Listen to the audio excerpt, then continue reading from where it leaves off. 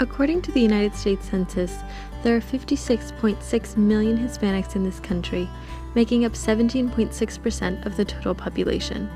It is expected that this ethnic minority will continue to increase. By the year 2060, it is predicted that Hispanics will constitute 28.6% of the national population. While widely diverse in culture, country of origin, political opinion, language identity, extent of civic engagement and generation, U.S. Latinos are often generalized as a single group. When grouped together, the Latino population has great voting power. Our staff is very much aware that the work that we do is going to impact this election. I mean, our work is going to determine who the next president is. Because of the vast population size, the Latino community has become of great interest to political campaigns, as all candidates want the Latino vote to back their campaign. So how do politicians attempt to gain the support of Latino voters? Politicians employ a variety of strategies to mobilize Latino voters, but more importantly, to get them out to vote for them specifically. Speaking Spanish on the campaign trail is one of the most frequently used strategies. Political candidates use Spanish as a way to connect with a largely Latino audience and to show that they, as constituents, matter.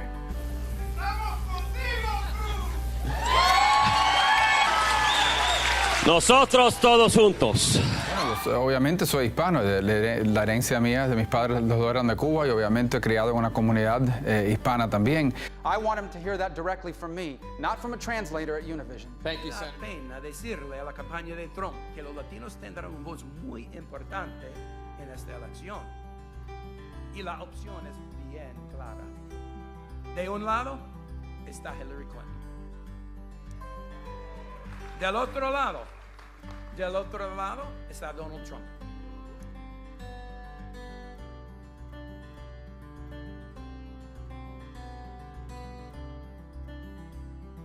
Another strategy to gain the Latino vote is through the showcasing of ethnic cues, especially if they identify as Hispanic or have a close tie to the culture. Candidates showcase their Latino or Hispanic ancestry to try to demonstrate a similarity between themselves and the Latino voting population, from which they want to gain support. The use of names in Spanish, reference to their family's origin, their experiences growing up in a Latino or Spanish-speaking family, are all ways in which candidates can employ ethnic cues.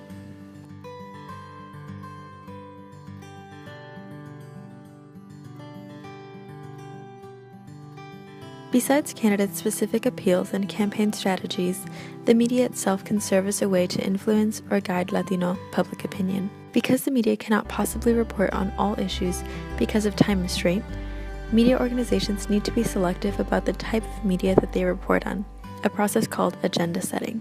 Unsurprisingly, Spanish-language news outlets such as Univision and Telemundo almost solely report on issues that Latinos and Latino voters are interested in. The policy areas include, but are not limited to, education, immigration, the economy, and healthcare. Therefore, if a political candidate is not making headlines regarding these issues, they are risking their chance of being exposed to the Latino voters via Spanish-language media. In addition to agenda setting or focusing the voters on certain issues, the media is powerful in that it can reinforce certain beliefs among Latinos.